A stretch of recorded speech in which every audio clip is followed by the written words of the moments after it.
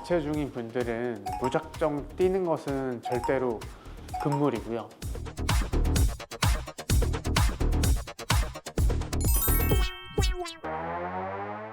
노출이 많아지는 여름 직전, 그러니까 4월, 5월, 6월이 되면은 진료실을 찾는 2030 세대 젊은 환자분들이 늘어납니다. 평소에 운동량이 없었던 상태에서 단기간 체중 감량을 목표로 고강도 트레이닝을 시작하는 분들이 많기 때문입니다.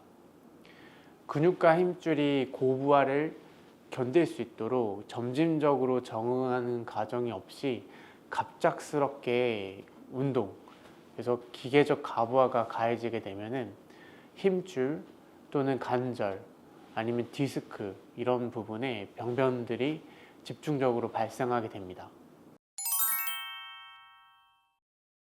자세가 잘못되었거나 충분한 준비 없이 운동을 고강도로 하게 되면 실제로 연골판의 손상이 발생할 수 있겠습니다.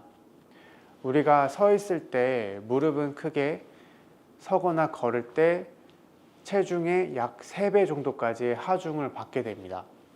하지만 스쿼트나 런지처럼 웨이트를 무겁게 걸고 무릎을 90도 이상으로 많이 구부리게 되면은 그 압력이 순간적으로 체중의 7배에서 8배까지도 치솟을 수가 있습니다.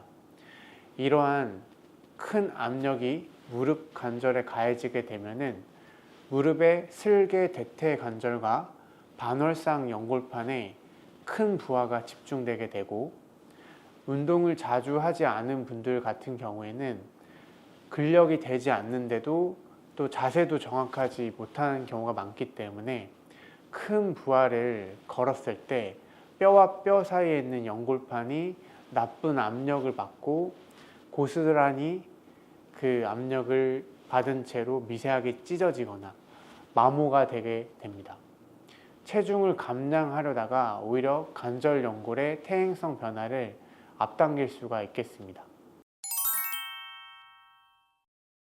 홈 트레이닝의 시각적 피드백의 한계, 그리고 이로 인한 비대칭적 척추 부하 때문에 그렇습니다. 저희가 코어 운동의 핵심을 말할 때는 정수리부터 꼬리뼈까지 일직선을 유지하는 척추의 중립이 중요합니다. 앞에서도 중립, 옆에서 봤을 때도 중립이 중요한데, 하지만 이게 센터 같은데 큰 거울이 있는 데에서는 자기의 척추의 중립을 잘 확인할 수가 있겠지만, 그러한 큰 거울이 없는 집에서 홈 트레이닝을 하는 대부분의 분들은 이 동작이 맞는지 정확하게 시각적으로 피드백을 확인할 방법이 없습니다. 동작을 맞추기 위해서 이제 스마트폰이나 TV 화면을 보게 되는데, 척추 주변 근육이 강하게 힘이 들어간 상태에서 오히려 고개를 돌리거나 허리를 트는 행위, 동작 등은 비대칭적인 척추 정렬을 발생하게 하고, 이 때문에 안 좋던 목이나 허리 부위에 더 안 좋은 스트레스가 쌓이면서 통증을 유발할 수 있겠습니다. 가체 중인 분들은 무작정 뛰는 것은 절대로 금물이고요. 단계별로 운동을 접근해야 됩니다. 첫 번째로 1단계, 비체중, 부하, 유산소 운동입니다. 초기에는 체중이 실리지 않는 운동으로 칼로리를 소모해야 합니다. 등받이가 있는 앉아서 타는 실내 자전거를 타거나 또는 수영장에서 물의 부력을 이용해서 체중의 부담을 덜어주는 물속 걷기를 추천드립니다. 두 번째 단계는 등척성 운동입니다. 영어로는 이제 아이소메트릭 엑서사이즈라고 하는데, 이것은 근력 운동을 위한 기초 공사입니다. 서서 체중을 싣고 강렬하게 운동을 하는 대신에 침대에 누워서 한쪽 다리를 직선으로 들어 올려 그 자세를 그대로 정적으로 유지하는 겁니다. 이것도 한 10초 정도 유지를 하게 되면 힘이 들어갑니다. 이제 허벅지 쪽 운동을 하게 되는 거고요. 이제 영어로는 다리를 일직선으로 들어 올린다고 해서 스트레이트 레그 레이징 엑서사이즈가 되겠습니다. 또 의자에 앉아서 할 수도 있는데 의자에 앉고 무릎을 펴면서 허벅지를 쥐어 짜는 겁니다. 그리고 여기에서 허벅지를 쫙 펴줄 뿐만 아니라 발끝을 좀 당겨 주어도 괜찮습니다. 이런 상태로 10초 아니면 10초 이상 이런 쥐어짜는 운동을 해서 관절에 마찰 없이, 관절에 큰 스트레스가 없이 허벅지 근육, 대퇴사두근의 근력과 부피를 먼저 키울 수가 있습니다. 그리고 마지막 3단계 점진적인 체중 부하 그리고 하프 동작입니다. 체중이 초기 대비해서 5% 이상 감량이 되고 그 다음에 기초 근력이 붙었을 때 비로소 무릎을 45도 정도로만 굽히는 하프 스쿼트나 아니면 평지 빨리 걷기 이런 유산소 운동으로 전환을 해서 강도를 점점점 높여주는 겁니다.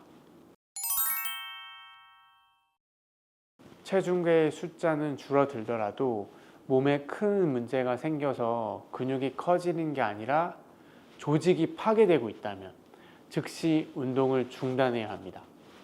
첫 번째로 관절 근처가 붓고 열이 날 때입니다.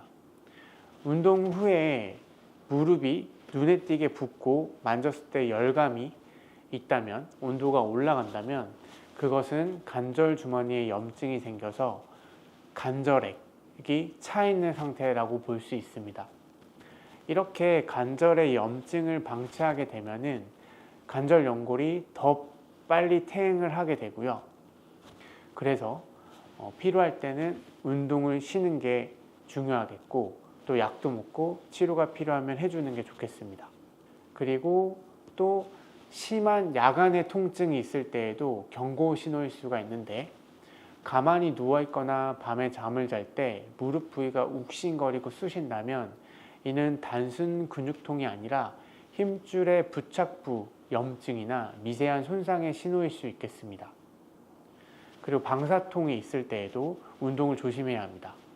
목이나 허리 자체의 통증을 넘어서서 목의 움직임에 따라서 날개뼈 안쪽이 아프다거나 또는 허리의 움직임에 따라서 엉덩이부터 종아리까지 찌릿하고 당기는 증상이 있을 때에는 목 디스크 또는 허리 디스크에 문제가 생겼을 수 있어 병원에 빨리 내원해 보는 게 좋겠습니다. 많은 다이어터 분들이 단기간의 변화를 위해 극단적으로 저칼로리 식단과 과도한 운동을 병행하게 됩니다. 하지만 영양 공급이 제한된 상태에서 몸을 혹사하게 되면은 우리 몸은 지방을 태우기 전에 근육 단백질을 먼저 분해해서 그것을 에너지원으로 쓰게 됩니다. 관절을 지켜주던 튼튼한 방어막인 근육을 내 손으로 없애는 꼴이 될 수 있습니다. 그래서 지방은 언제든지 다시 뺄 수 있는 기회가 있지만 근육이 약해지고 다치거나 이래서 한번 손상된 무릎 연골 또는 척추 디스크, 병변이나 퇴행 이런 것들은 현대 의학 기술로도 20대 시절로 되돌릴 수 없는 유일한 자산입니다.